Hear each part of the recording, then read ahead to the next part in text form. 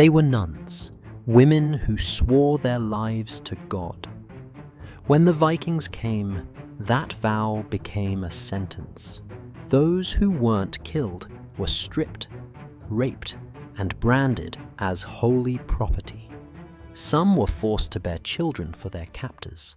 Others were used in ritual sacrifices, drugged, strangled, buried alive. Death ended pain. Survival meant being sold again. If you value the record over legend, subscribe. When the ledger closes, the bones still speak. The chronicles of 9th century Europe describe the burning of monasteries as if they were storms, sudden, merciless, then gone. But archaeology shows something worse. The storm stayed. After the fires died, the Vikings turned holy ground into holding camps. At Clonmacnoise in Ireland, the records end with the deaths of 43 monks. The soil continues the story. Iron cuffs no larger than a woman's wrist, bones scarred by shackles, and pits built not for grain, but for living bodies. The nuns captured, they were not treated as spoils of war. They were processed as assets. Runic carvings found at Dublin's Wood Quay list their worth: 20 silver pieces for a young sister, 15 for an older one, 10 if wounded. Each symbol was a price tag for a soul that once prayed. This was not chaos. It was commerce, and it was sanctioned by law. The Gragas codes of later Iceland record that a captive woman of the faith became the property of her conqueror, her resistance irrelevant, her children legitimate by the captor's claim. What began as plunder evolved into policy. In the markets of Hedeby and York, witnesses wrote of fair-skinned holy women auctioned beside amber and furs. Some were sent east through the Dnieper River routes to serve foreign buyers who prized them as trophies of purity. Others were kept for what the Vikings called blot, ritual offerings to their gods. Excavations of boat burials reveal female skeletons showing signs of strangulation and hallucinogenic residue in their teeth, proof they were drugged before death, made to believe their torment was divine. For the Norse, sacrifice was spectacle, holiness was theatre, pain was currency. The annals speak of victory, but the evidence speaks of routine. Every monastery followed the same pattern: fire, capture, silence. Those who died were mourned. Those who survived disappeared into the supply lines of empire. From Dublin to Kiev, the Vikings built an economy on the bodies of the faithful, an industry where piety became inventory and purity a taxable asset. The church called it martyrdom. The traders called it profit. In the centuries that followed, the sagas would fall silent on these women. Their names erased, their bones buried under cities that still stand today. But the ground remembers what the ink refused to record: that faith itself was enslaved. And in the empire of the Sea Kings, holiness was not sacred, it was sold. The year was 1862. The monastery of Port Maro fell before dawn. The annals of Ireland recorded it in a single line: the altar was broken, and the virgins taken. Then silence. But the silence wasn't absence, it was strategy. The chronicler didn't dare describe what followed, because what came next wasn't war. It was procedure. When archaeologists dug the wetlands surrounding the ruins, they found 23 female bodies. Every skeleton told the same story: blunt trauma to the skull, shattered ribs, defensive fractures on the arms, marks of resistance.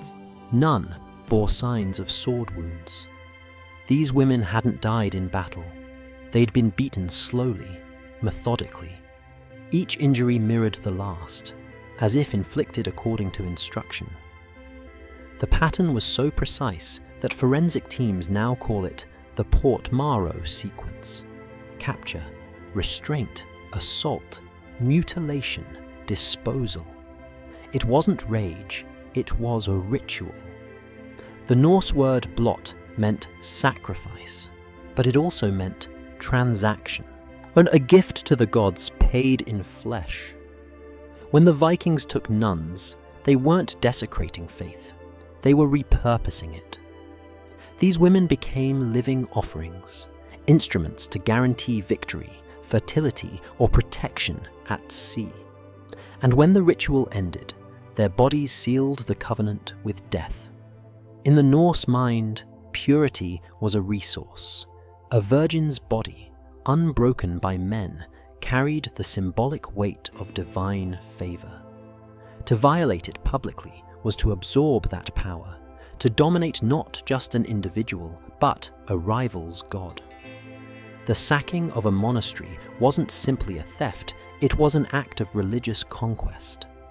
The women became collateral in a war between deities. At Dublin's slave docks, this logic turned economic. Ledgers found near the harbour list White Sisters of Christ, alongside cargo of wine and iron. Prices fluctuated with the season, higher after successful raids, lower during famine. Some inscriptions even list conditions. If with child, less 10 silver. Pregnancy reduced value, purity increased it. The markets functioned like any trade network. Supply, in demand, quality, and depreciation. Only the product was human holiness. The Vikings didn't invent slavery, but they industrialized it. By the 9th century, Norse ports from Ireland to the Baltic formed a chain of human commerce stretching over 2,000 miles. Each harbour was a node in a continental system. Dublin, Hedeby, Birka, Staraya Ladoga, connected by rivers, fortified roads, and law. Because yes, even horror had paperwork. The Gragas and Frostathing codes defined how to register a human claim. If a captive woman, of faith or noble birth, was taken, the captor had to declare ownership before witnesses. She became Kona Ein, owned woman. If she bore a child, that child was lawful issue, no matter the violence of conception. To the Norse, this was not shame, it was legitimacy. The law transformed rape into inheritance, and every new child born from such union was proof that conquest had worked. Across the Irish Sea, these legal habits infected Christian kingdoms. When the English reconquered Dublin in 914, they found not chaos, but order. Tax ledgers, storage quotas, and holding pens organized by age and use. The Vikings had turned devotion into an accounting category. The English copied it. Soon, royal customs records taxed living cargo at 5 silver marks per nun, 2 per child. The trade in sanctity had become the business of empire. Archaeological layers beneath the Viking winter camp at Repton show this transition in chilling detail. In one trench, the remains of a wooden building, a narrow hall with drainage grooves beneath the floorboards. Soil analysis revealed a concentration of blood iron and calcium, consistent with repeated confinement and childbirth. It wasn't a chapel, it was a breeding house, and its existence rewrites everything we thought we knew about the Norse economy. Women weren't simply victims, they were a renewable resource within a system that measured human output like livestock. The sagas glorified the heroes who sailed to foreign shores. They never mentioned the women chained below deck, the real engines of that economy. The Dublin markets grew so lucrative that merchants began advertising quality stock. Arabic traders from Al-Andalus and Baghdad left accounts describing pale-skinned, blue-eyed captives displayed like relics. In the East, owning a Christian nun was a status symbol, proof that one's gods had triumphed over Rome's. Each sale linked belief, power, and profit into one unholy alliance. The church tried to intervene, but only when it threatened revenue. Papal letters condemned the barbarous traffic in consecrated women. Yet, diocesan ledgers from York and Rouen show bishops collecting tariffs on their sale. The moral outrage existed only on parchment. The money stayed in the coffers. By the mid-900s, the trade had stabilized into routine logistics. Slave caravans from Scandinavia crossed the Baltic, moving south along the Volga toward Byzantium. Each route recorded tolls and losses, insurance for perished goods. Among the lists, names of vessels: Stjana, Loki's gift, Maid of the Cross. The irony was deliberate. Captains named their ships after the very faith they profaned. The evidence speaks of efficiency. The horror lies in the normalization. When the Norse converted to Christianity a century later, they didn't abandon the trade. They baptized it. The same docks that once sold nuns now sold indentured sisters, baptized property under a different creed. The faith they once destroyed became the language of their contracts. And that's the true terror of the Viking legacy. It wasn't bloodlust, it was administration. Their genius was not in killing quickly, but in keeping the system alive. Even mercy was monetized. A nun spared for service owed her captor labor until death. Those who resisted were marked on the thigh with a cross-shaped brand, a cruel parody of their vows. From the blackened stones of Portmaro to the ledgers of Dublin, every trace tells the same story. The Vikings didn't just end lives. They redefined what a life was worth. And for the holy women of Christendom, that worth was written in silver, in scars, and in silence. By the year 871, the flames of conquest had turned into something colder: administration. At Reading, the Anglo-Saxon Chronicle proudly records a Viking victory and the death of King Athelred. It says nothing about what followed inside the abbey, but beneath the ruins, archaeologists uncovered layers of iron oxide, the residue of dried blood, beneath the stones where the altar once stood. Not a single sword was found, only chains. This was no battlefield. It was a courtroom. Every assault, every abduction, every forced pregnancy had rules, witnesses, and fees. Violence had been absorbed into law. The Old Norse legal texts, the Gragas and the Gulathing, read today like a ledger of cruelty. One clause defines the process precisely. If a woman of foreign faith is taken, her claim to her own will is void. Her captor shall declare her before witnesses, and thus she becomes wife by right of war. To the modern reader, it sounds like madness. To them, it was civilization. The Vikings believed law was what separated man from beast. But their law didn't restrain power, it organized it. Every raid generated paperwork. Ownership of a captive required public declaration. Failure to do so could result in a fine. 8 ounces of silver per day of delay.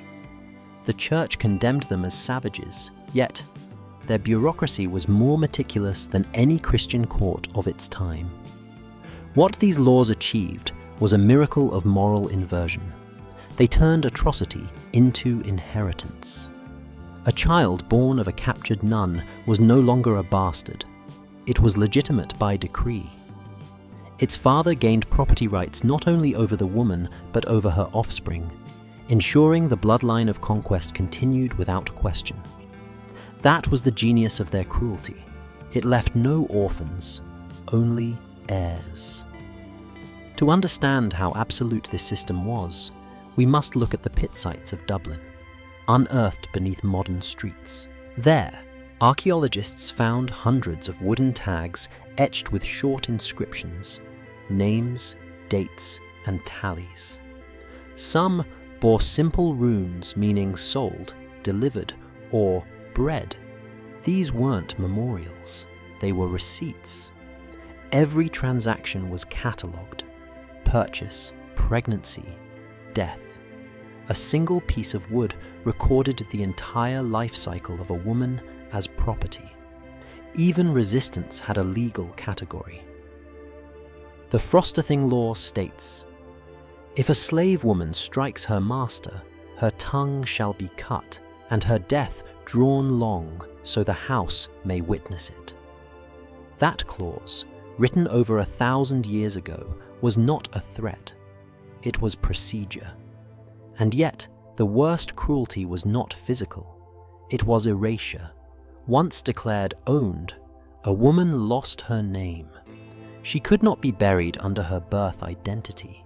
Her gravestone, if any, carried only her captor's mark. In the Norse world, to erase a name was to erase a soul. For the nuns who had once spoken God's name daily, that was the final blasphemy, being written out of both faith and history. The Viking legal structure transformed the sacred vow of virginity into taxable property. Monasteries raided one year reappeared in records years later, not as ruins, but as productive estates. The difference? The women who once prayed there were now listed as workers. An entry from a 10th century ledger reads, 5 fields, 3 cows, 6 holy women. The church would later translate that line as laborers consecrated to divine service. But the original rune said ein, possession. When Christianity spread into the Norse world, conversion didn't destroy this logic, it baptized it. The priests simply replaced pagan gods with saints and relics. Where once sacrifices were offered to Odin, now vows were made to Mary. Yet the structure remained: women as vessels, obedience as salvation, silence as proof of piety. Documents from 940 show Viking settlers donating wives of the cross to new Christian monasteries as acts of repentance. Historians once praised these donations as early examples of charity. But recent excavations at those same sites reveal the truth. The so-called wives were the same enslaved nuns from earlier raids, forced to continue serving under the new faith. Their chains were sanctified, not broken. The cycle of ownership became generational. In Repton's graveyards, isotope studies reveal women buried far from their homelands: Irish, Frankish, Saxon, resting side by side under Norse markers. They weren't pilgrims, they were spoils of policy. Each generation of conquerors inherited not only land and cattle, but women, bought, bred, and baptized as part of the family estate. The deeper tragedy was how the system disguised itself as morality. For the Norse, control over women symbolized order. Unowned women symbolized chaos. By enslaving, they believed they were restoring balance to the world. It was theology inverted, law masquerading as virtue. Centuries later, medieval chroniclers would sanitize this reality. They'd write of converted maidens and peaceful marriages between pagan lords and holy women. But under every polite phrase hides a crime scene. Behind every marriage treaty, a body buried without a name. Behind every law, a scream made official. And that is why the Viking Empire endured. Not because of its fleets or swords, but because it learned to codify domination, to make cruelty sound righteous and obedience look divine. When faith becomes property and pain becomes precedent, the world no longer needs violence to maintain control. The law itself becomes the weapon. By 878, the Norse raids had evolved into something disturbingly organized. The great monastery of Bangor was not merely burned, it was converted. The fire cleared space for something new, a blot site, a ritual ground where captured women replaced livestock in offerings to the gods. The annals record the destruction of the abbey. They say nothing about the ceremony that followed, but the bones do. In the ashes of Bangor, archaeologists uncovered layers of female skeletons arranged in concentric circles around a central pit. Their limbs were bound with copper wire, their skulls showing signs of strangulation, and in their teeth, traces of henbane and mandrake, hallucinogens used in Viking sacrifice. The women had been drugged, paralyzed, made to witness their own deaths as a spectacle for the gods. The Norse believed that a willing victim pleased Odin. When unwilling, intoxication created the illusion of consent. A 10th century Arab traveller, Ibn Fadlan, recorded such a ritual firsthand. He watched a slave girl raped, intoxicated, and strangled beside her master's funeral ship. She smiled as they killed her, he wrote, because they told her she would join him in paradise. He saw it once. Archaeology shows it happened hundreds of times. Across Scandinavia, from Denmark to the Baltic, female bones in boat graves repeat the same pattern. Broken necks, toxins in the mouth, and ceremonial positioning. The horror was not the rarity of these deaths, but their regularity.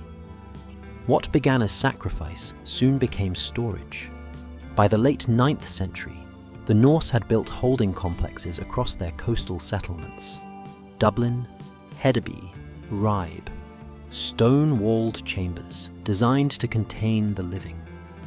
At Hedeby's southern quarter, a long hall with barred windows stood adjacent to a pagan shrine.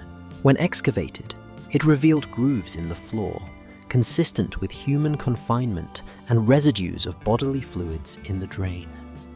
This was not a prison. It was a warehouse for women. The Norse economy depended on logistics, not chaos. Every port was a node in a supply chain. Raiders captured, traders catalogued, priests sanctified. Vikings did not hide their crimes, they ritualized them. Each captive's suffering was reframed as divine exchange. Her endurance offered as proof of the gods' favor. It was theology written in pain. In Dublin's harbour, runestones commemorated sacred gifts from the West, a euphemism for Christian captives. Some even named the donor, a merchant or warlord seeking spiritual credit.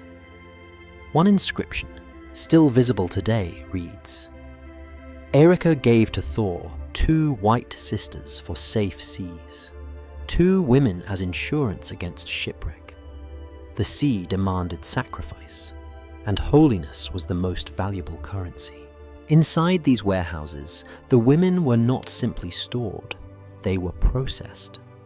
Contemporary accounts describe preparation rituals, in which captives were washed with brine, shaved, and dressed in white cloths, mockery of baptism before ritual violation. Priests measured their silence as part of the offering. The less they screamed, the purer the sacrifice. If a captive bore a child, the infant was often smothered at birth. The theology of purification required it. Pain became a sacrament. Control, a form of worship. What makes this system uniquely terrifying is not the cruelty itself, but its organization. Everything had a function. The priests administered rituals. The warriors captured victims. The merchants distributed the survivors. No act was without structure. No suffering without purpose. It was not barbarism. It was a theology of logistics. At the northern port of Burka, ledgers written on birch bark recorded human cargo. 2 women of Alba, price 20 silver. 1 child, half price. The handwriting belonged to a cleric. The church's involvement was not accidental. It was profitable. Monasteries rebuilt under Viking rule paid tributes in slaves. Christian abbots negotiated ransoms for captured sisters, often using funds donated by terrified families. The very faith these women died defending financed the system that enslaved them. Excavations at York reveal another layer of horror. Beneath a medieval street lies a chamber with 24 iron rings embedded into its walls. Every ring shows wear marks, chains pulled taut, again and again over years. The floor beneath is lined with a mixture of ash and animal fat, used to muffle footsteps and absorb blood. Above the entrance, a single rune is carved. Husky, RGR, House of the Lord. The irony is almost unbearable. To the Vikings, domination over faith itself was a form of conquest. They didn't just defeat Christianity, they turned its symbols into trophies. Crosses became brands. Prayers became currency. And every nun who survived captivity became living proof that even God could be enslaved. By 900 AD, the warehouses of holiness spanned 3 seas. Their purpose had evolved beyond religion or war. It was now maintenance. To keep power stable, pain had to be constant, visible, and controllable. The Norse had built a system where faith fed the market, and the market fed the gods. The chronicles call these years the Age of Glory. But in the layers beneath their cities lie bones stacked like inventory, each one whispering the same verdict. Glory was logistics, faith was stock, and holiness, once priceless, had found its price. By 900 AD, the Viking world faced a paradox. It needed purity to justify its gods, yet that purity could only be renewed through desecration. From the same women they enslaved, they demanded children. From those children, they demanded silence. At the Viking winter camp of Thetford, archaeologists unearthed what they first thought were animal bones. They were not. Dozens of tiny skeletons, none older than 2 years, buried beneath layers of ash and refuse. Each skull bore a clean, deliberate fracture, blunt trauma to the crown. These weren't stillbirths, they were executions. The bones tell a story no scribe dared write, the systematic killing of infants born from enslaved Christian nuns. The Gragas Code stated plainly that a child born of property shares its mother's worth. If the mother was owned, the child was too. If the child could not serve, it did not live. This was not cruelty for pleasure, it was accounting. The Vikings measured bloodlines as assets. A woman's womb was a workshop. Her survival depended on productivity. If she bore a healthy son, she might live another season. If she miscarried or birthed a girl, her life expectancy shortened by half. That wasn't myth, it was arithmetic. At Hedeby, near the modern German border, a series of pits reveal how this arithmetic was enforced. 24 infants, all with signs of head trauma, arranged around a single adult female skeleton. The woman's pelvis bore signs of repeated childbirth. Her hands, broken defensively. Her spine, compressed, as if forced to kneel for long periods. She wasn't a mother. She was a machine. This was the dark mirror of empire. Conquest transformed into reproduction. Each child represented a merger between gods and victims, a biological receipt for victory. The Norse didn't just conquer land, they colonized the womb. Records from the East confirm the trade.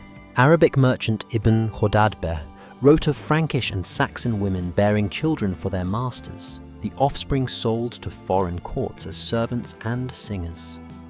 To the Norse, these half-Christian, half-pagan infants were living proof of divine dominance, a fusion of heaven and plunder. And yet, to maintain that illusion, they had to be erased. Infanticide was ritualized, not hidden. At the Dublin harbour, shallow troughs lined with stone have been found, each containing ash mixed with infant bone and animal blood. Carbon dating places them between 870 and 920 CE, the height of Viking trade expansion. The consistency across sites suggests a pattern, not accident. The killings were coordinated acts of purification. A message to both gods and traders, the inventory was clean. The Norse called this practice svid, cleansing by fire. In it, unwanted offspring were burned alongside offerings of silver, the same silver that had once bought their mothers. The cycle of faith, profit, and death was complete. To the modern eye, it feels monstrous. But in the Viking worldview, it was symmetry. They believed every imbalance demanded payment. To them, these deaths were not crimes. They were ledgers balanced before the gods. The irony deepens in the Christian response. When the English reconquered Dublin in 914, priests discovered the pits and declared them pagan abominations. Yet, within a decade, English monasteries adopted the same system under another name, corvée, forced servitude for fallen women. Children born from violation were sold as orphans, redeemed by God. Sin had been renamed salvation. The law changed. The logic did not. Across the North Sea, the Norse colonies in York and Orkney carried this biological theology into everyday life. In domestic graves, archaeologists found pairs of mother and child, buried together, always with the same pattern. The woman's hands bound, the infant's skull crushed. It wasn't random violence, it was policy. A ritual termination of evidence, ensuring purity in both lineage and law. And yet, amid the horror, traces of resistance survived. In one grave at Birka, a female skeleton was found with a broken iron fetter clutched in her hand. At her side, 2 infant skulls, untouched, unbroken. Forensic study showed she died of starvation, not murder. She refused to kill. She chose death over obedience. It was one of the rare moments where faith outlasted law. To the Vikings, she would have been a failure. To history, she is a testimony. Because the empire of the North wasn't sustained by strength. It was sustained by silence. And every act of defiance, no matter how small, cracked the illusion that their gods demanded this. When you stand today on the banks of the River Liffey, where Dublin's slave markets once stood, the ground looks ordinary. But beneath it lies an entire generation erased before they learned to speak. A buried census of children never counted, because counting would admit what was done. The ledgers stop where morality begins. The earth continues the story, and its verdict is clear. The Norse didn't just conquer nations, they conquered birth itself. They didn't destroy Christianity. They used its women to breed a new theology, one that made life itself negotiable. By 910, the Viking world had turned its trade in human beings into the first pan-European logistics empire. What began as plunder was now mapped, priced, and insured. Ships carried not only amber, iron, and wine, but living cargo bound in silence. Each voyage linked the monasteries of the West to the slave markets of the East, where faith itself became a commodity. Runic inscriptions recovered from ports like Hedeby and Birka list the routes with chilling precision. From Alba, 20 nuns; from Saxony, 15; down the Dnieper to Miklagard. Each shipment recorded like timber or grain. The Viking Rus, those who ruled along the rivers of modern Ukraine and Russia, turned these waterways into arteries of captivity. The same channels that carried trade from the Baltic to Byzantium now carried the bodies of Christ's brides. The river towns became checkpoints. At Novgorod, toll houses collected customs fees, 1 silver mark per unit of faith. At Smolensk, inspectors verified the condition of cargo. At Kiev, buyers from Persia and Arabia waited in tents draped with silk, bartering for women described as pale and obedient. The Rus-Byzantine treaties list the taxes on these transactions: higher for virgins, lower for the wounded. It was bureaucracy in the service of damnation. From Kiev, the route split in two. One branch led south to Constantinople. The other turned east along the Volga toward the Caspian Sea. In both directions, the price of a nun doubled. Christian women were valued not for labor, but for symbolism. They were trophies of theological victory. Owning one meant owning proof that the Norse gods had conquered the Christian one. At every stop, profit compounded. A Viking trader sold a captive in Kiev for 40 silver pieces. A Byzantine broker resold her in Constantinople for 80. An Arab merchant delivered her to Baghdad for 120. Faith, like spices or metal, appreciated with distance. The farther from the altar she was taken, the more she was worth. In the shipwrecks along the Baltic and the North Sea, the evidence remains. Ventilation shafts carved into the decks, wooden partitions dividing compartments no taller than 4 feet, drainage holes for waste. These weren't raiding ships, they were transports, purpose-built for people. The average hold could contain 80 souls, chained in pairs. Some vessels show scorch marks on the inside beams, proof of onboard fires likely to kill captives before capture by enemies. The sea became a moving tomb, yet to the Norse mind, this was order. To them, transporting holy women was no different from moving livestock or lumber, an act of discipline, not sin.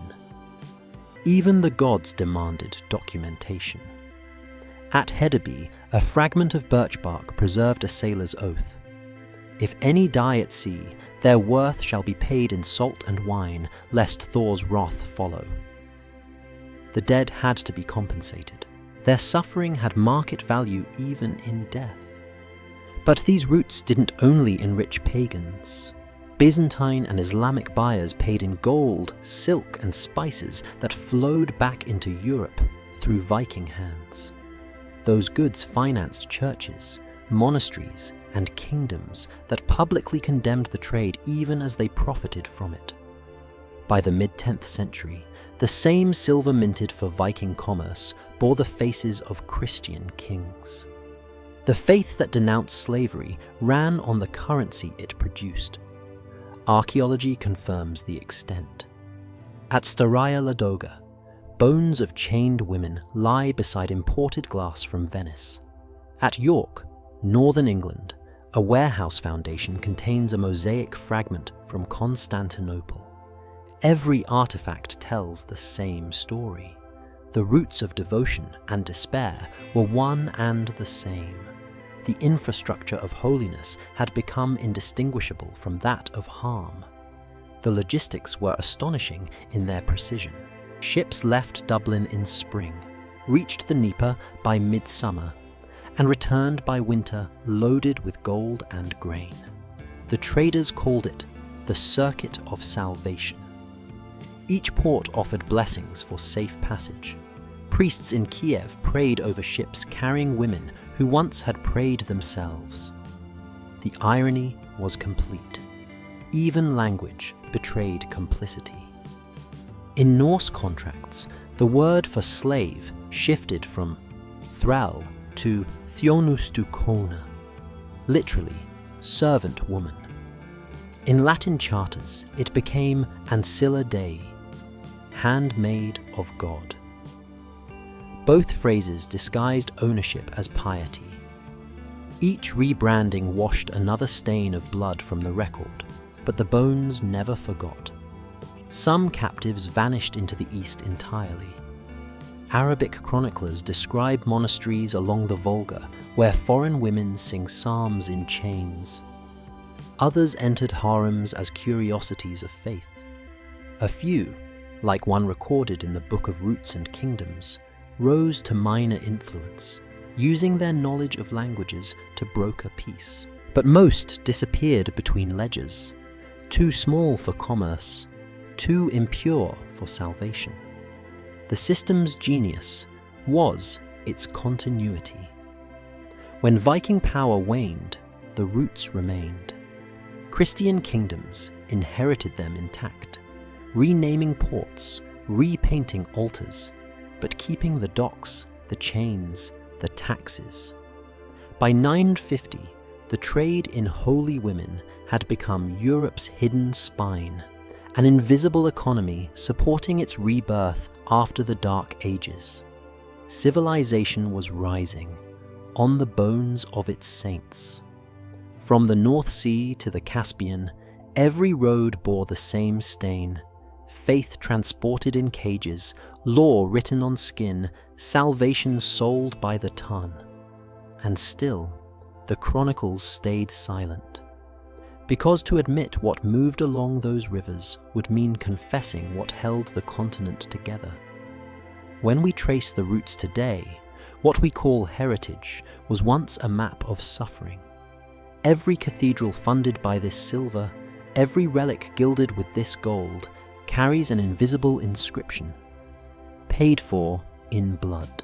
In 914, when Irish forces retook Dublin from the Norse, they expected to find a ruined city, burned docks, dead raiders, scattered gold. What they found instead was silence. And just beyond the walls, a field of pits. Each hole was perfectly uniform, 6 feet deep, 3 feet wide. Too narrow to lie down, too shallow to stand. Inside them were skeletons of women, mostly young, their arms shattered, their legs broken at the same angle. The marks on the bone showed a method, not rage. They hadn't been executed. They'd been preserved in suffering. This was the Viking punishment for rebellion. According to Frostathing law, any captive woman who struck her master, prayed to another god, or attempted escape would face Jardvist, the earth vigil. She was to be buried alive, kept breathing as long as possible, so that the ground may taste her fear. To make sure she didn't die too fast, the pit was built with drainage holes for air, some even lined with jagged stones to tear skin with every movement. It wasn't death, it was performance. The annals don't describe it, but soil analysis does. Organic traces in the pit floors reveal slow decomposition, days, sometimes weeks before death. In some pits, layers of straw soaked with urine and seawater show attempts to prolong life by cooling the body. Other pits contained wooden pegs, used to prop victims upright once their legs gave out. Every detail speaks of a cruelty that was deliberate, rehearsed, and watched. Because these pits were not hidden, they were built near roads, visible to passing captives and traders. Suffering was instruction. Each woman who died in the earth was a message to those still standing. Your silence is worth more than your scream. Witnesses wrote of these earth vigils as if describing a ritual of purification. A Frankish monk named Amalric, captured in 916 and later ransomed, recalled how the Norse forced other enslaved nuns to walk past the pits to sprinkle salt over the women inside. They told us the salt would keep the ground clean, he wrote, but it was to keep us quiet. The psychological precision is staggering. The Vikings knew that spectacle controlled memory. By forcing witnesses to participate, they transformed horror into obedience. No sermon could have achieved such loyalty. In time, the Earth Vigil became a feature of law. At York, court records under Norse rule list expenditures for pit construction and supervision, a government budget for torture.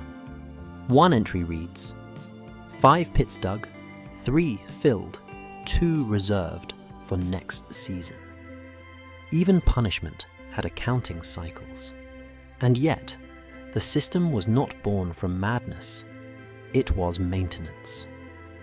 The Viking Empire had stretched itself thin.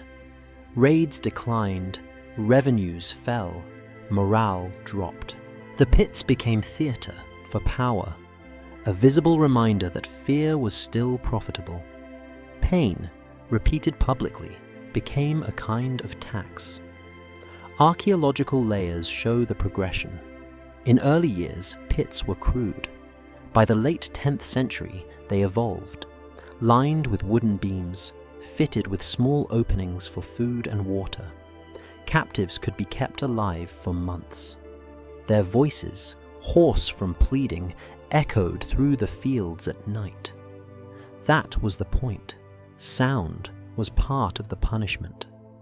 Fragments of runic poetry found near one site describe the spectacle.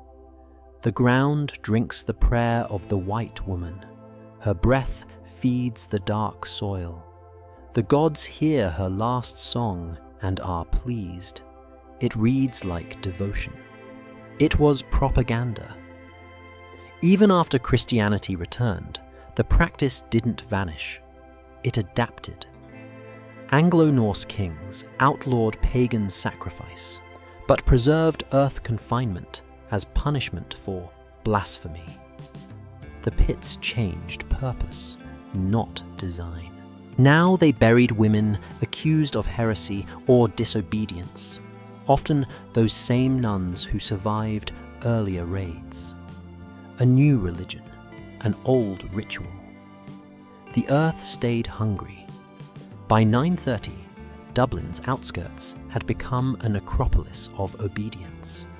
Excavations reveal hundreds of pits dug in careful rows, each a small bureaucratic monument to control. Here, power wasn't about killing fast. It was about keeping people afraid of dying slow. Among the remains, one skeleton stands out. A woman in her 30s, bones fused from healed fractures, her spine bent unnaturally forward. Her wrists were found still bound by bronze rings, but her skull faced upward, as if she'd kept her head raised long after she should have fallen. At her side, a carved wooden cross, likely hidden in her sleeve, still intact, plucked after 1,000 years. She had clung to it until the end. That fragment of faith, buried in the soil of her torment, undermines the entire logic of the pits. Because if terror's goal was silence, her cross was defiance, a whisper that outlasted empire. The Norse had built an economy where pain replaced prayer, but the ground, in preserving her relic, betrayed them. It remembered her resistance longer than their laws. When the Irish chroniclers finally returned to write of Dublin's recapture, they recorded no names, no saints, no graves. Just one line. Many women were found beneath the walls. Their mouths were open. It doesn't say why. It doesn't need to. By 950, the Viking Empire was collapsing, but its methods were not dying. They were being baptized. The church had survived the raids. Its monasteries rebuilt, its altars restored. But beneath the hymns and incense, the same machinery of control remained, this time draped in sanctity. Where Vikings had used iron, the church used guilt. Where Norse law had branded flesh, canon law branded souls. The first wave of conversion didn't cleanse the blood-stained ports, it canonized them. Dublin, Hedeby, and York became centers of renewal, their slave markets rebranded as foundling houses and homes for penitents. The captives no longer called slaves were now redeemed women. But the contracts barely changed, only the signatures did. A parchment dated 953 survives from the Abbey of Clonard. It records the transfer of 6 penitents of pagan birth, formerly of Norse stock, to the service of the abbey in exchange for 1 chalice of silver and a copy of the Psalms. The transaction reads like a donation. It was a sale. Every clause is a mirror of the Viking codes, except now written in Latin and blessed with holy water. The church called this salvatio per servitium, salvation through servitude. A woman defiled in body could redeem her soul only by lifelong labor. She was given a new name, a new robe, and a vow of silence. Redemption was indistinguishable from imprisonment. To justify it, theologians turned suffering into doctrine. A 10th century text from York preached, "The woman who bore sin in flesh must bear service in life, that the church may be cleansed as she is cleansed." It was the same logic as the Norse pit, pain as purification, only now with scripture instead of rune. Archaeology exposes how thin that line was. At Whitby, a Christian convent rebuilt after Viking destruction, the graves of redeemed sisters show wrists fused from years of binding. Iron rings still rust at their feet. The abbess's quarters contained ledgers listing output of linen and bodies in service. Even the dead were accounted for. The church didn't destroy the Viking slave economy. It franchised it. Monasteries across England and the Frankish territories became administrative centers of human labor. Priests who once paid ransoms now collected tithes from converts. The same women once stolen by pagans were now leased by bishops. The penitential of Regino of Prum codified it plainly. If a woman, having been defiled, seek redemption, she shall offer her service to the Lord's house until death, and her offspring belong to the same. That clause, and her offspring belong to the same, transformed baptism into inheritance. The child of sin became property of the church, not damned, not saved, just owned. From the Viking notion of property that breeds, the church had created charity that reproduces. Faith had absorbed the language of commerce so completely that salvation now had interest rates. In continental Europe, the same pattern spread. Records from Rouen describe donations of captive maidens to monasteries as proof of a noble's devotion.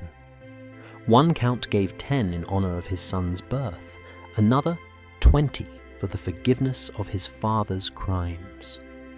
The higher the number, the greater the absolution. Pain had become a currency accepted by God. Even the iconography reflected the transition. In early medieval carvings, Mary is shown standing on a serpent, symbol of victory over sin. By the 10th century, new versions appeared. Mary holding broken chains, gazing downward at bound women below. To the faithful, it symbolized deliverance. To the enslaved, it was a reminder that heaven itself was decorated with their image. In the ruins of old Viking ports, Christian chapels rose directly over slave pens. At Birka, the floor of a small church built around 970 overlays a warehouse once used to confine captives. Under its altar, archaeologists found a mass grave, 34 women, all showing signs of trauma. One had a rosary bead embedded in her jaw, perhaps swallowed to avoid its desecration. The church had built sanctity literally on top of suffering. What began as conquest by sword had evolved into conquest by doctrine. The Norse had forced faith to serve empire. The church learned from them and perfected it. Now, obedience itself was profitable. The same hands that once wielded chains now held crosses, but both held power the same way. To the bishops, this was divine order. To the women who labored unseen, it was eternity without end. They scrubbed floors beneath cathedrals built from Viking silver, wove vestments for priests who preached humility, sang hymns about freedom they would never taste. Their existence was an unspoken agreement between religion and empire. One would save souls, the other would own bodies. By the turn of the millennium, the church no longer needed the Vikings. It had inherited their greatest weapon, a system that made moral domination feel holy. The torch had passed, not to destroy the darkness, but to make it glow. Part 9. The Empire of Holy Blood. By the year 1000, Europe called itself reborn. The Viking threat had ended. The church reigned. But in its rebirth, something monstrous had survived, quiet, sanctified, and written into the blood of the continent. Genetic studies 1,000 years later would reveal what chronicles never dared to name: the bloodlines of conquest. Across Scandinavia, mitochondrial DNA from Celtic and Saxon women appears in nearly half the population. In Iceland, 60% of maternal ancestry traces back to Ireland and the British Isles. These weren't migrations. They were memories written into flesh, records of forced unions sanctified by silence. But long before science read the truth in genes, medieval law already knew it. By the 11th century, noble houses across the north were drafting charters that required proof of Christian lineage. It was a political purification campaign disguised as theology. The same church that had absorbed Viking slavery now sought to erase its genetic evidence. Children born of raids or of nuns enslaved generations before became spiritually suspect.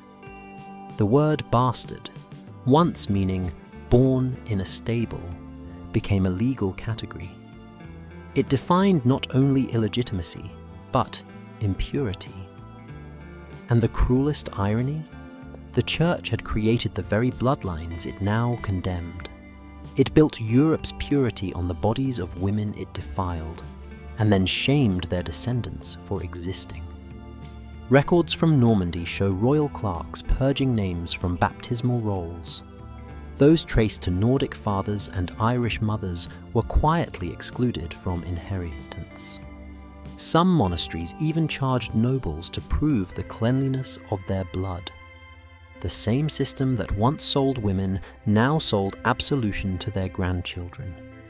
But the stain could not be erased, because power, as it always does, found profit in it. The holy blood of conquest became a myth. The idea that rulers carried divine sanction through both pagan and Christian ancestry. Kings began to boast of Viking descent while pretending it was noble, not criminal. In court poetry, ravaging raids became marriages of heaven and thunder. The language of violation became the language of destiny. Take the example of William the Conqueror, born in 1028. His father, Robert of Normandy, was descended from Viking settlers. His mother, Herleva, a commoner, possibly the child of one such enslaved lineage. The Church mocked him as William the Bastard. But after 1066, when he conquered England, that insult became prophecy. He legitimized his rule by blood and by God, merging the two systems of domination into one. What the Vikings began with chains, he completed with coronation. The conquest of England mirrored the raids of old. Monasteries seized, nuns enslaved, marriages forced under divine justification. But now the rituals had Latin prayers instead of Norse chants. The cruelty had simply changed vocabulary. A Norman charter from 1070 describes a grant of land together with all chattels therein. Among the chattels listed, 25 female dependents of Saxon faith bound to the service of Christ, no longer slaves, merely dependents. Legal fictions crafted to preserve power while erasing guilt. Archaeology again betrays the truth. Beneath early Norman castles, Durham, Lincoln, York, stone cells with iron rings still line the foundations.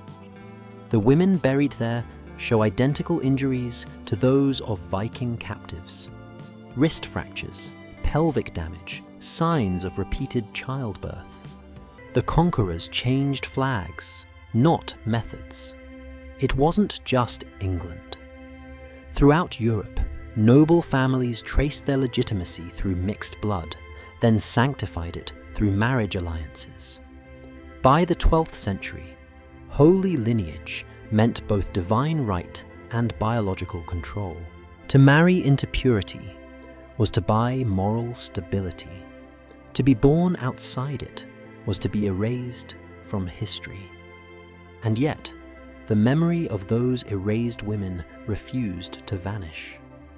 Their names survived not in records, but in language itself. The Old Norse word kona, woman, and the Latin conventus, community, fused into the English convent. A word for sanctuary built from the same syllables as captivity. Even our vocabulary carries the scar. By 1100, the empire of Holy Blood was complete. Christian kings ruled the same territories the Vikings once ravaged. The Church governed their souls. The law managed their bodies. and beneath the glittering cathedrals lay the invisible foundations of that order, generations of silenced mothers, buried under the stones their sons now preyed upon. The great lie of Europe's rebirth was that faith had triumphed over violence. In truth, it had fused with it. Power no longer needed the sword or the pit or the chain. It lived quietly in genealogy, in marriage contracts, in the illusion that salvation could be inherited. The Vikings had learned to conquer through bodies. The Church learned to conquer through names. And together, they wrote the blueprint of civilization. What began as a slave market ended as a family tree, and every royal line that called itself divine was built, bone by bone, on women who never had a choice. By the 12th century, Europe no longer remembered the women who built it, not because their bones had vanished, but because their memory had been administratively deleted. History wasn't rewritten by liars, it was rewritten by accountants. The monasteries that once recorded ransoms now kept genealogies. Birth ledgers replaced death registers. Each generation scrubbed another stain from the record until pain itself became anonymous. What began as captivity became ancestry, and what began as blasphemy became divine design. The silence was deliberate. The Church needed purity, the kingdoms needed legitimacy, and the archives needed order. So they performed a second conquest, the conquest of memory. Parchments were scraped clean and rewritten. The vellum from Viking-era chronicles was reused to copy psalms and gospels. If you hold those pages under ultraviolet light today, the erased letters glow faintly through the ink. Names of women, tallies of captives, prices in silver, each one overwritten by verses of salvation. One fragment from York reads, 21 of the Lord's sisters taken west to the ships. Over it, a monk centuries later copied, "The Lord is my shepherd, I shall not want." Faith literally written over flesh. It wasn't censorship, it was theology. Because to the medieval mind, erasing sin was proof of holiness. To remove the record of atrocity was not deceit, it was devotion. The archives became confessionals where empire absolved itself. But the earth refused absolution.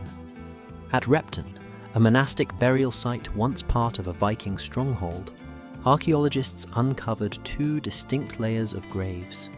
The upper layer, Christian burials, crosses, incense beads, orderly rows. The lower, mass pits of women, bones fractured, hands bound. The priests had buried sanctity on top of sin, as if salvation could weigh more than suffering. And yet, those lower graves speak louder. Forensic analysis reveals they were exhumed centuries later, bones rearranged and reburied as relics of unknown martyrs. The same women once erased from history were resurrected as saints, without their stories, without their names. The Church had found a new way to own them: canonization. It was the final transformation of domination, when even the victims became property again, sanctified for their usefulness. Pilgrims flocked to the shrines of these holy sisters. They prayed for miracles at the very tombs built over mass graves. Every candle lit in reverence burned over an unspoken truth. The saints were the silenced. In time, the geography of memory itself was altered. The old Viking routes of trade became pilgrimage roads: Dublin to York, York to Rheims, Rheims to Rome. The same paths once filled with chains, now lined with crosses. Merchants became clergy. Cargo became relics. Commerce became faith. Even the architecture carried the echo.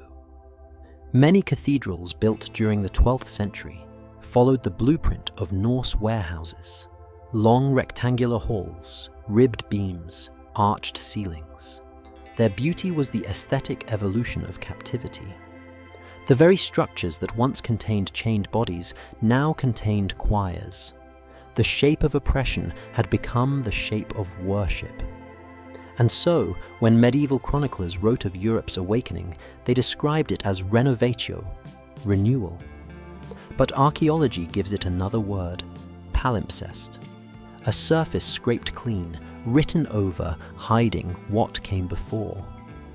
That is what civilization truly was, a grand rewriting of trauma into triumph. Yet traces survived where intention failed.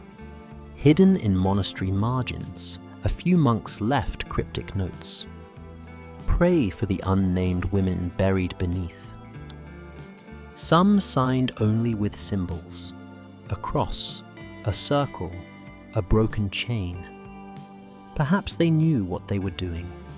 Perhaps they wanted someone, someday, to read between the lines. And now, 1,000 years later, we do. The ledgers once used to price human lives have become data for archaeologists. The iron rings that held captives now hang in museums. The DNA once used to justify purity now tells another story entirely.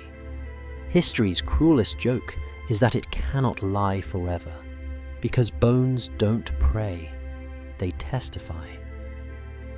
When we reconstruct the forgotten lives of those women, we see not ghosts, but architecture. They are the foundation stones of Europe's identity, silenced, consecrated, profitable. Every church that sings their names as saints sings an elegy for its own crime. The Viking Empire built the trade. The church built the record. The kingdoms built their legitimacy upon both.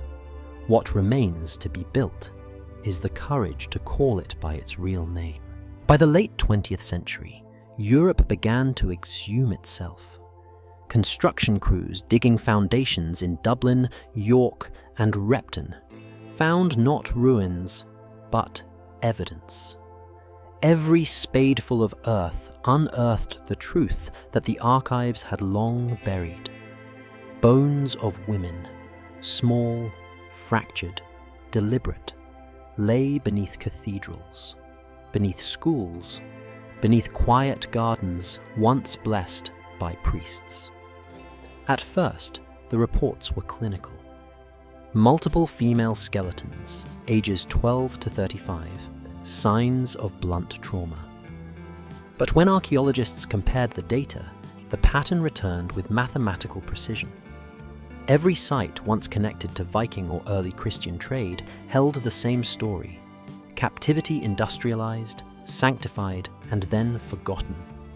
The finds unsettled governments. Tourist boards hesitated. Museums received letters from dioceses urging contextual sensitivity, because to acknowledge what these bones meant would fracture Europe's favorite myth: that civilization was born from enlightenment, not exploitation. But bones don't debate, they simply endure. At Repton, isotope analysis revealed that the Holy Sisters, buried under the monastery floor, weren't local at all. Their diets and oxygen levels matched women from Ireland, Wales, and Brittany. They had been transported, alive, enslaved, and eventually interred in the soil of another country. Trade routes mapped by DNA.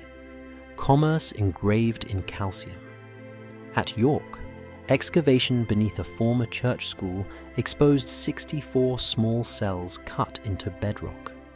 Inside each, iron rings, fragments of fabric, and infant bones, hundreds of them. The site dated to the late 9th century. It wasn't a church. It was a breeding compound, exactly as the sagas hinted, exactly as the records denied. The question shifted from, did this happen, to, who allowed it? The answer was, everyone. The Viking economy made it profitable. The church made it lawful. The kingdoms made it respectable. And modernity, for centuries, made it invisible. But invisibility has a cost, because once the evidence reappeared, so did responsibility. Universities debated whether to display the remains or rebury them. Activists called for memorials to the enslaved nuns of Europe, the continent's forgotten dead. Churches hesitated to comment. Their silence was not denial. It was continuity. In 2014, archaeologists in York requested permission from the diocese to conduct genetic sampling of female remains from the Nun field. The request was denied. The reason? To preserve sanctity. Sanctity, the same word once used to justify their captivity. Even in death, the women were still bound by obedience. Yet, some truth escaped through science.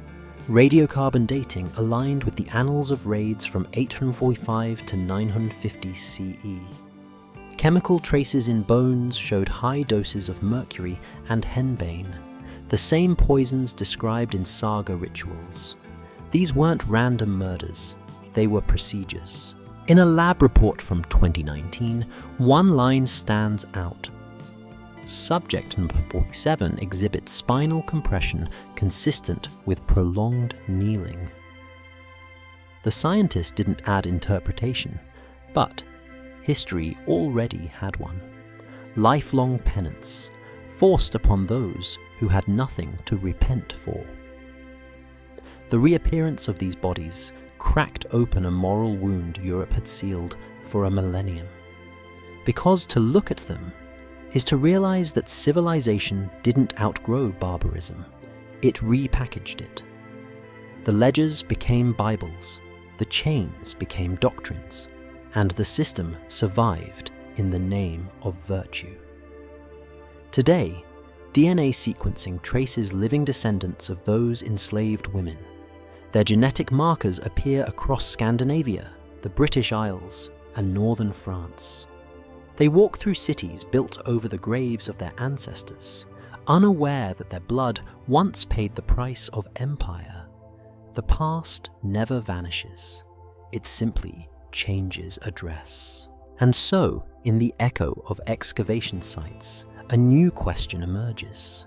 If the empire of faith was built on human bondage, what does that make its heirs? If holiness required forgetting, what does remembering now demand? Some historians suggest memorials, others reconciliation. But perhaps the only true atonement is acknowledgement. To speak the names that were erased, even if we no longer know them. Because the story of these women is not tragedy. It is diagnosis. It shows how power survives every age by learning to call cruelty sacred. The Vikings perfected the logistics. The church perfected the language. Modern civilization perfected the forgetting. But forgetting, like faith, is never absolute. It cracks beneath the weight of evidence. And when it does, the bones rise not as ghosts, but as witnesses. They do not accuse, they simply wait for us to listen. The silence lasted for 1,000 years, not the silence of peace, but of management. For centuries, Europe buried its violence under marble, hymns, and doctrine. But silence is a finite resource. It corrodes. And when it finally breaks, the sound is not confession, it is revelation. Today, when archaeologists lift the soil in Repton, York, or Dublin, they aren't uncovering ruins. They're uncovering an ethic. a system that disguised suffering as order, rape as ritual, enslavement as salvation. Every pit, every ledger, every relic is a document of continuity, how brutality evolved without interruption, not destroyed by faith, but reborn through it. The story of the Viking raids is no longer about warriors or conquest. It's about the invention of moral infrastructure, how institutions learned to turn horror into holiness, how the machinery of empire learned to justify itself in God's name. This is why these bones still speak, because they were not casualties. They were the foundation. The women taken from monasteries, branded as holy property, forced to bear children, sold across oceans. They were not erased. They became civilization's invisible workforce. Their labor raised cathedrals. Their bodies justified laws. Their silence built Europe's moral vocabulary. We often say that history is written by the victors.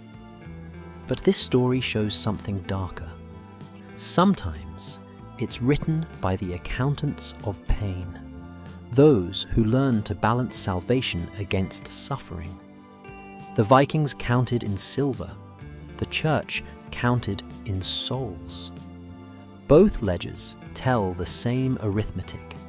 Power profits when memory obeys. And yet, despite every erasure, something endured.